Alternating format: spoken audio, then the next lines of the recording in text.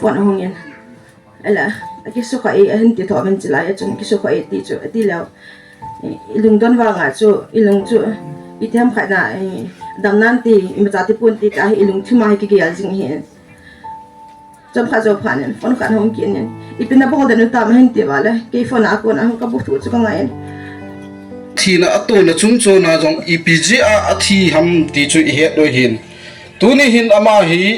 dam mo lo la za chom cho ma thina ne hi le tunin lamkai ho mai kamung lo di hey di ke thun man bi hin women's wing ho hin ke wa hin defense wing ke thun man bi ho hin kutu hin sahil ka hin kuki in pi hin kes o ti le kuki zo ka so ho la bon cha string le la ya im that bi ho so bi ho zo se chung a ke pa na kan phung sa pen ni hi tu i pa na ti se han na ka te ko na ze cha kana pa he abi pet abi zo ta ga mu pa hin to lin ana umen ti sen long jam jam na min ken jang se ding bol ding jong pa he ni chun ta se kuma kong houlim te ni na ti amin ta ran te ma sa he lai su kong jan top tu thon thar na chi lai su kong je hin lai he ke le in sung ni neu cha u so ki pasal kha se bu ka nei lai su kong jan lo na chon in sung he mi jong na tam he wen ke kya la na chon so pi yong pasal kha se ka nei chun nau te la ka loi pa hin nau te mi ni pasal ni jong hin le ka nau te na mai thu mo hin ka ko mi tam pha ba chon ke ma jong so pi ka nei ti ai ka nau te jong he nu khat sunga ping hi jong la ga nu khat sunga ping dana ka ne ki sin ba te ai ka na mo hin te la la lu thang he la ki ka hung chen na chun ama he class 9 hamana simi class 9 class 7 sim jovin in su ha sa jen mun te na ka sim sa zo pon je chun ama hi mun khana admission ko ka bo te go la ama he ai po ye he o ko loi hon school college jom khana aki bo ven julai mun na chun nei kai sa na tin ala ka hin boy in sung gen thei to ai pi jong la in sung julai ko mama hin ina pa na ke nga ga thon school be hin na kai ding ai ka tien ano bada ke banga chun ke na auto ka la en ka pu yen admission ko bo hai admission ko bo jo hona dong chun he o ele sum chu kala do nga mitin elo wa ele mun jo ma ka lo ha kai na mun na chun helai chun ni kai sa ten boy i bo jai sa hetan mi jong lo hang ding hin steng la thil he ti min ka ti la pusal hi jeng wang ki tom lo ima cha sei lo pa thu ngai ren ti chun class 11 12 jong chu lai khwa I chan school ana sim chai na he hele ne jo ka thu ngai na khan hin thil khat ama hin cha adu ting jong la ya bonu cha ni om pe na ti na sei ji en teng le ama chunga ki pa na pe ne hi la hong chen ti la ka nau te jong chu ne kha cham lo lai hin bu le me kan hon ma sa pe na chun ka nau si ko ma hon nang mi hon sangin he boy nu mi hon he ka du je ti na sein ka lung thima che ki lang jeng in teng le tu chunga be ma sanga jong chun mo ka lung na cha chu ka nau pa to ki connection hon chu kan se do hin ten kha jong koi me hon hang ka du be se je ni sa sang ni ka du e tin ita bang ma li pi sa ngai tham atin sei ji in ke chu ka tha no men go ki hon he ka tin ka se jen ke me hon cha du je ta ka se hi boen ting le in sunga kilung no mon ne cha cha ji ting jong a ke hen ka nau hi wangan sal an yo pe he bang ka mu ting le go hi ti tai ti no me ka ti a ka lung gi hi ma ko ma cha pang cha he wanga se na thea ka na nei ji hin ama chen itan gam khanen ayo ai noi se bon ai ngai lu jing ka se ho ai ngai pin ai happy bolen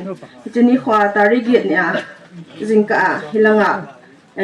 thanglanga iboi ba jong chen aga za men chu pha ne hong to ben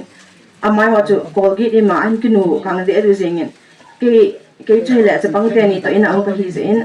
in ka nga hanen ka nau neu pian nu ni pel ke ma jong da za ben kam gi phai langa chen ale nang thun thun a hen lai ko ma ru ma he kana to kan omen hi le ha boy nu hu su hi be wo ilai veng sung gi ya ho tier ge sung gi pa ma ta a tho ha be se jing e cha pang te ni jong thim sa ben tin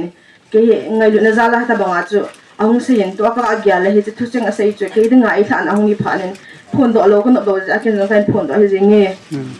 ke ma de nga chu a hi chu phane chun a ti ka khai hen la ka ke sil the tin a ke silen ka ruma ka om phane hon kanu ta ko maru ma ki hon chu ka za kanu hen ko yam cha do na hi cha khon so lo hen tin ala la go chun cha cho na ki o ma na do hen di da hen kia chicken ki sop na ve tang ten ama hin hil ani akum an ko ho zong ko na mai na to tam ji wale ji chun ken khalani be ka sop wale khat wale ti ti yel na ani don ho zong ma chi na nek sop ji hin he ala je pa na chun ase je ba chun ana ji ki tan hong langa la ni sa lang hi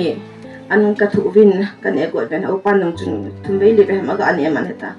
phone hong yen ala ki so ka e hen ti tho ben chila ya chun ki so ka e ti chu ti law ilung don wa nga chu ilung chu i them kha na dam nan ti im ta ti pun ti ta ilung thi mai ki ki al jing he chom kha zo phanen phone khan hong kin nen i pin na bol den ta ma hen ti wala ke phone a ko na ka bu thu chu ka ngai ka thai sen hi da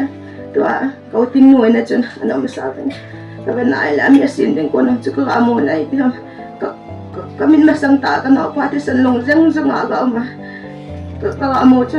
ka it be se jeng in ben se di do pa kon ka kami zo panen ka nu thung na ka gi nen hi le ka nu ka ben nai le ki ka bi lo lai te ko ke ten je chu ke ma zo ka nu chu ang panen a tu ki nen ka sa sa ve ka kap the ka hi ko ke ten tu chang gi a ka na ka ti hi ka ki tin me hi ka nu lo na bu ka hin ka nu na ka se nei ka nu ka mo sa lum ji lo hi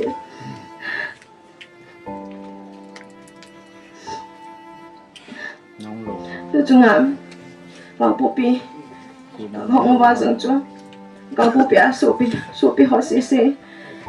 ging le ka nga helai ko na in ta the the hin del bin zan zong to khwa pi bin ke wang chu ka nau hin je chun ma se pe na kom ni ba sai si yo a ko men thang in book e in sumi pha chu aban nei cha kong ki la hin an la ka bon cha wit ka sei de pu bi zong le pha chu sau jep tan in he the motin program chu ve le het anoi lang zong houlim dim tam ta am min he zong le lo thei lo hi nin sumi tunin minu mi pa adinga cha hin apin pi ho adinga asu pi a hi je chun alungot dol cheo an sei o hin ken a chai na hin kum khang ka ti masa penin tu ni khoa kachapa wa lo tanaw pa yung ken tipong kating thilsu ni kho ako na ane chi piu chu hi le nampi chapa dinga kipedo hi je in ichapao isu pi pau hi ni sota pi boy piwin a hin la ilungyal bang o imul su pu wi tunin mi pin het diu chu hin a hin la ama athina thil to hi nampi adinga kipedo a nampi bina hi tabang hi atu hi ti chu tuni hai avela hong ki khom ho zo sin I het do wa igel do ki diwin katimin hey ta sami him hinan ipin na I inmun inui pa je in a inmuna lum a hey tu a he ahin la nampin tuni a hi ichapau hi I u hey ti cho hen heze hin tuni ni khon mi him ta san cha hi na in kiloi khom na in jun ikiloi khom nau sunga keima dingin hin sei masang kating ko hubung sunga pastor pa hin assistant pa hin secretary hin adang dang kato khompi diken ho ahin chule khosung kiloi khom na adinga KCF chairman secretary chule adang dang ho zo se hin tuni ni ko a houlim thu dola na ho makai na hi che program hi chi lading hi je in ama se pe ni ka ki pa na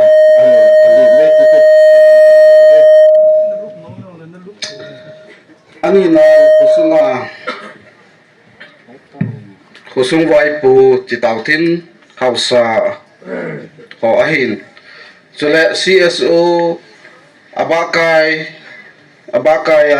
mo pu na nei lam kai ho zo si hin no hon jong tu ni ichapau hi ama thi na chung chon hi ama ata sa hi na thi na ato na chung chon na jong EPG a thi ham ti chu he do hin tu ni hin ama hi dam mo lo la za chom choma thi na ne hi le tu nin lam kai ho mai kamung lo di he he je chun tu ni i boi pi pau hi nampi dinga thi hi ti chu hin nama dinga thi na pau hi ke hom jong nama dinga amana panla na hello le achini khu keu se cho he pon amana panla na he boy hung ki pat ni tarik thum me 2023 hichini chun gala ki panin muntin gam tina hichini chun koiman mansa himla thel jong inei povin anei cha sun jong chu gophel sung ki choya hita chu galmi na do uhin kenama hin hita banghin nama dingin ki pentin nama dingin na tontin pan na lanti ti chu kana ta san lo he tunin apan la no ho hi atha banin aloya pai ho akodin kaza hele ama hi inja au anau anu thon se in sunga mi pa lo hi ji chun asin sa na ki hejo pun ain tuni hin kamu do su ki tan he nama dinga na to no ho hitawang chun hichimi tarik thum ni tha jong chun gophel na ki choyin kala tumbi ge hi ana thai tha da ne hin he chho bang jong chu ibe na hele hichini kho ang chu wangsi na tu na thi hi hin la patinin ni kho te pi na thin lo ji chun hichini kho a ko na chun phat hong chin hele kum tam ta a yong hi jong la ni kho pha be pi hi nama dinga na ato na lai hi ana to da chu ai ho a nam sung wa dinga pan la na iza kai hi jong le tarik ge nin aman patinin na phat sa nung roi jin nang man hi chi na nammi adinga na pan la na ho alo le na to na ho hi na nga dingin patan te ti chu pathinin atute pi hin te ti chu ka ge alin he he ya chung ke hom jong ka chau ka nau alo ka su pi hi ngawin thom hau na hello le itna za chum ka nei naw we ke hom ka ngai lut bang win so pi u le naw ho sadar hil sung se halloween manipur sunga inam mi pi te ho hin chule mun chom de thi ka he pui hoi lai ka he pui hiti chun he phazo sin pu na ngai lut na he ane jun hiti chun ke yong phone na ei ki ho pi loi ei lo le za chum ma hi ta bang chun so pi pau ngai lut na zal thu sei loi ei lo le hi ta bang stil ko na ei nei loi ken ka sei pi pen chu ama hi kapin pi ka su pi long le tu ni ading hin keima changin kalapon nam pi adinga inaw pau isu pi pau elo le icha pau hi ji in ho zo sin jong hi ti chun nangai lut naw pa nan sei na chung wan jong ken jong o pa hi nan ki pa thu ka sei ti chu ka sei ji in sei tua video ti motawin lung set line an omen na hita banga gamenam ngai na zala patna la azia so in khona chan kha hita in IPL ka sei benom chu tuninga hi video mo zo sian tu za na hi so pi Tahchapa Lalgouthang singsit lung set ngai lut na zala vet sa na candle light vigil ding hi in tui bonga jong sila mundang dang om ding hi na zau thei hung zau su ka ta adal han thung mi te pathian thamon an pe ta ho